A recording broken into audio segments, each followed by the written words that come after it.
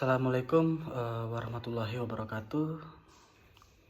Perkenalkan, nama saya Muhammad Firdaus Al-Qadri, NPM 211010356. Di dalam video ini saya ingin mempresentasikan hukum anti praktik monopoli PT UES.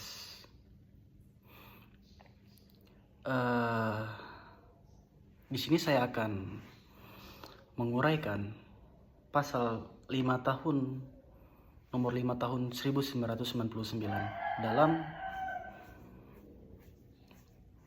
kajian pembelajaran untuk ujian tengah semester ini.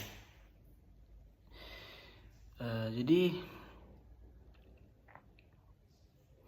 yang baru di video ini saya akan membahas salah satu kasus yang baru saja diputus oleh Komisi Pengawas Persaingan Usaha atau KPPU. Kasus ini melibatkan Google LLC dan sistem pembelajaran dan sistem pembayaran yang mereka terapkan di Play Store. Kenapa kasus ini penting? Karena menyangkut hak dan kebebasan para pengguna aplikasi di Indonesia serta persaingan yang sehat di era digital ini.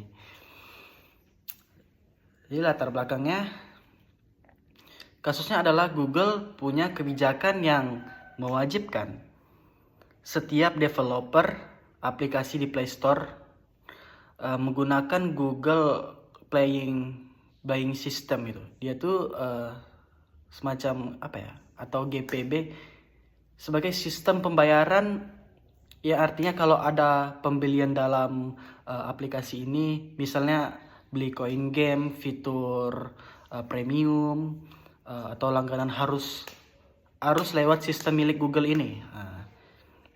Jadi ini bukan cuma soal teknis setiap transaksi lewat Google Play Store Playing ya.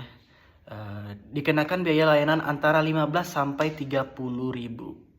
Bayangkan untuk setiap 100 ribu yang dibayarkan pengguna, itu 15 ribu sampai 30 ribunya langsung masuk ke Google.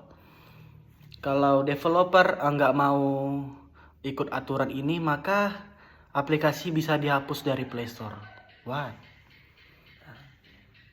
Namun KPPU, Komisi Pengawas Persaingan Usaha tadi, melihat kebijakan ini sebagai dugaan praktik monopoli dan penyalahgunaan gunaan posisi dominan. Jadi penyidikan dimulai pada tanggal 28 Juni 2024 dan berlangsung sampai 3 Desember 2024. Hasilnya pada 21 Januari 2025, KPPU menyatakan Google terbukti melanggar pasal 17 dan pasal 25 ayat 1 Undang-Undang Nomor 5 Tahun 1999 tentang larangan praktek monopoli dan tentang larangan praktek monopoli dan persaingan usaha tidak sehat. Dalam putusannya, KPPU juga menjatuhkan denda sebesar 202,5 miliar kepada Google. Selain itu, KPPU juga memerintahkan Google untuk menghentikan kewajiban pengguna GPB di Indonesia. GPB itu semacam Google Playing. Google tidak terima dan mengajukan keberatan kepada Pengadilan Negeri Niaga Jakarta. Lalu dampaknya, yang pertama, bagi developer aplikasi ini dikabar baik, mereka jadi punya pilihan bebas untuk menentukan metode pembayaran. Tidak harus lewat GPB yang bisa mengurangi biaya transaksi dan meningkatkan pendapatan.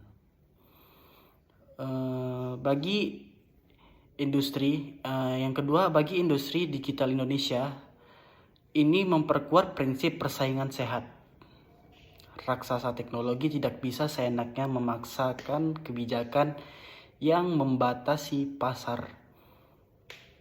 DPR dan reguler juga diharapkan bisa terus mengawasi supaya hal ini tak terulang. Dan yang ketiga, dari sisi hukum, ini jadi presiden penting. Artinya hukum persaingan usaha di Indonesia tidak hanya berlaku untuk perusahaan lokal, namun juga berlaku untuk perusahaan global yang beroperasi pada saat ini.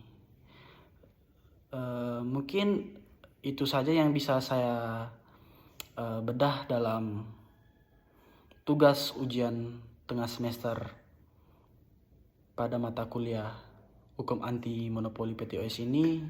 Itu yang bisa saya tangkap dalam membedah Undang-Undang Nomor 5 Tahun 1999 ini dalam artian anti praktek monopoli PTOS ini.